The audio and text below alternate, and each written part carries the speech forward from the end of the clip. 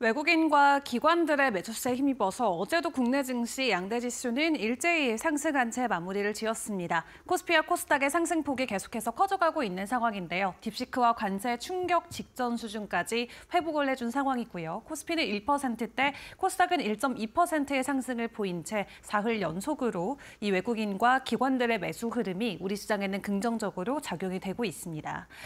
그리고 어제 순매수 상위 종목들의 흐름들을 확인을 해봤을 때도 긍정적인 호실적을 발표한 종목들을 포함해서 반도체 대장주들 그리고 네카우와 같은 소프트웨어 그룹주들이 이 대부분 이름을 올린 것을 확인을 해볼 수가 있었고요. 신고가 종목들 위주로만 놓고 봤을 때는 여전히 이 매출과 관련해서 4분기에 긍정적인 실적이 나온 종목들이 대부분 52주 신고가를 간 모습을 확인을 해볼 수가 있었습니다. 다음 장 통해서 어제장 섹터와 이슈의 흐름 점검해 보도록 할 텐데 실적 시즌답게 실적과 관련해서 어제는 국내 증시의 여러 종목들이 큰 폭의 변동성을 보였고요. 일단 그 외 이슈를 먼저 점검을 해보면 재건 쪽에서 어제 변동성이 나왔었죠. 트럼프 행정부가 다음 주면은 러시아와 우크라이나 전쟁에 대한 종전을 본격적으로 좀 발표할 계획이 있다라는 소식이 국내 증시에서는 관련주들에게 상승의 모멘텀이 되어줬고요. 이 14일에서 16일까지 독일에서 열리는 안보회의를 통해서 트럼프 대통령 측에서 종전과 관련된 발표안을 내놓을 것으로 보여지고 있습니다. 그럼 다음 주까지 재건주들의 시세 연속성은 이어지는 것일지 계속해서 오늘 장도 주목을 해보시고요. 그리고 의료 AI 관련주들은 여러 가지 좀 이슈들이 맞물리면서 상승에 계속해서 힘을 보태고 있습니다. 처음 의료 AI 관련주들이 최근에 움직였던 건 샘 올트먼 오픈 AI CEO의 발언 덕분이었는데요. 이제 챗 GPT가 의료용으로도 개발될 수 있다라는 코멘트와 함께 관련주들이 국내장에서 상승세를 보였었는데 어제 추가적으로 전해졌던 글로벌 이슈들 점검을 해보면 AI 신약 개발 업체인 리커전 같은 경우는 긍정적인 임상 결과를 발표했다라고 하고요. 또 링크드인의 공동 창업자가 AI 신약 개발에 나섰다, 시드 펀딩을 유치하고 있다는 소식이 전해졌습니다. 앞으로 미래는 의료 AI 쪽으로 계속해서 베팅을 해봐야 되는 것일지 일단 관련주에서는 온크로스가 어제 상한가 안착하는 모습이 나왔습니다. 또 유리기판 관련주들도 어제 상한가 들어간 종목이 두 종목이나 나왔죠. 램테크놀로지와 YC케미크 주인공이었는데 일단 유리기판 같은 경우는 삼성전자가 처음으로 유리기판을 직접 만든다라는 게 어제장에서 확인이 됐습니다. 이 차세대 기판으로도 불리는 만큼 굉장히 기대감이 높은 이 하나의 산업인데요. 지금까지는 삼성전자가 추가적으로 이 유리기판과 관련된 코멘트가 나오지 않았는데 어제장에서 해당 코멘트가 나오면서 대표적으로 YC케미 상한가에 들어가는 모습이 나오기도 했습니다.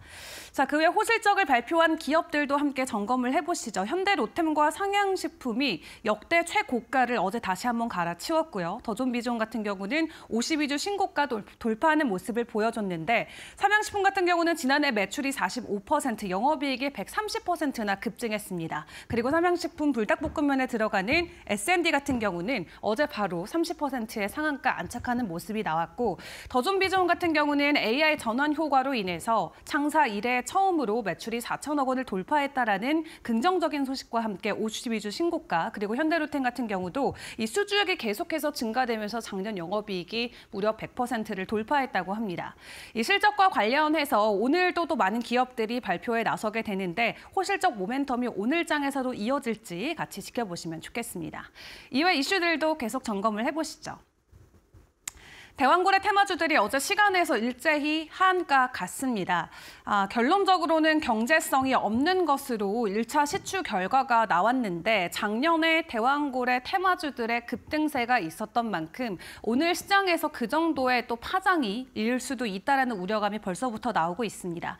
뿐만 아니라 정치권으로까지도 퍼져가고 있는 분위기가 이어지고 있는데 일단 여당 쪽에서는 과거 동해가스전 같은 경우도 11번째 시추 때 성공을 했기 때문에 추가적으로 계속 시추에 도전해볼 필요가 있다라는 입장을 보이고 있고요.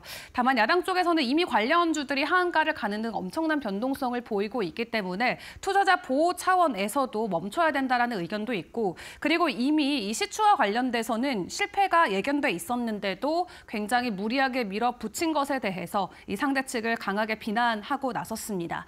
다만 지금 6개 남은 시추 일정을 추가적으로 진행하는 것을 놓고는 이 자금 이슈 이슈도 아직까지는 리스크로 남아있는 상황인데요. 진행하기 위해서는 추가적인 자금이 필요한 상황인데 이번에 경제성이 없다라는 게 확인이 되면서 추가적으로 진행될지에 대한 여부는 아직까지 미지수로 남아있는 상황입니다.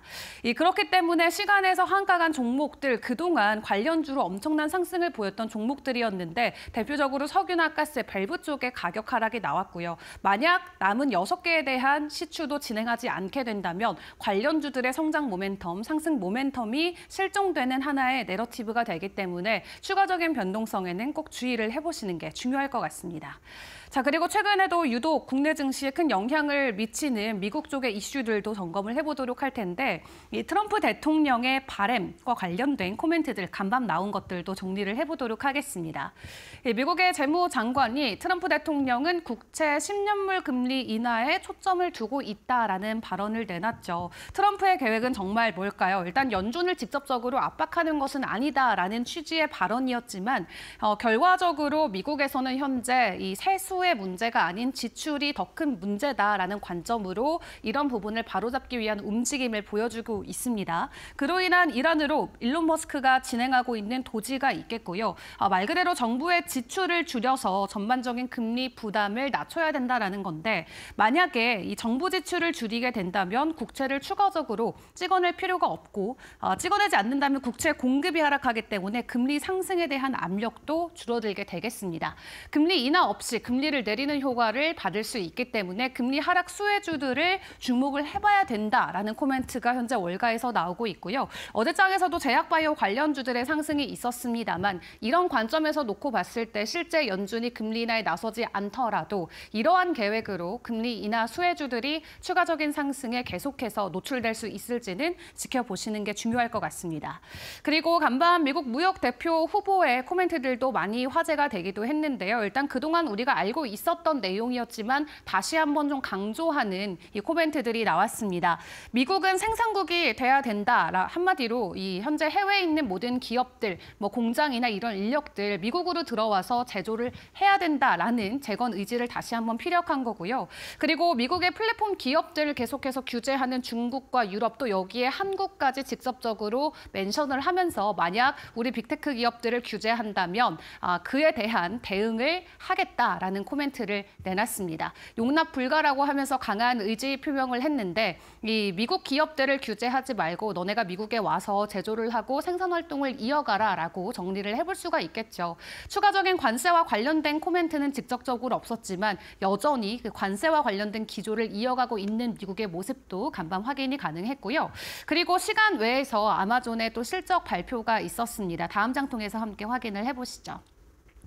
매출 같은 경우 EPS 모두 예상치를 상회하는 수치가 나왔습니다만 1분기에 대한 가이던스가 시장의 기대치에 미치지 못하면서 주가 자체는 시간 외에서 하락하는 모습이 나왔습니다. 다만 4분기 자체에 대한 실적은 나쁘지 않았기 때문에 오늘 국내 증시에서 해당 부분에 대한 실적을 어떻게 소화할지는 지켜보시는 게 중요할 것 같고요. 오늘의 주요 경제 일정으로는 가장 중요한 미국의 고용 보고서가 있겠습니다. 국내 시장 마무리되고 밤 사이에 나오는 실적이기 때문에 고용 보고서를 놓고 오늘 국내 증시도 약간의 관망 심리가 적용이 될지 함께 지켜보시고 실적은 여러 가지 기업들이 준비가 돼 있습니다. 우버와 듀크에너지는 미국 쪽의 기업이고요. 그 앞에 네이버나 또 어제 현대로텀이 굉장히 긍정적인 실적과 함께 역사상 신고가를 돌파하는 모습이 나왔는데 동일하게 방상주로 분류할 수 있는 하나시스템이나 한국항공우주도 오늘 긍정적인 실적과 함께 추가 상승의 모습을 보여줄 수 있을지 기다려보시죠.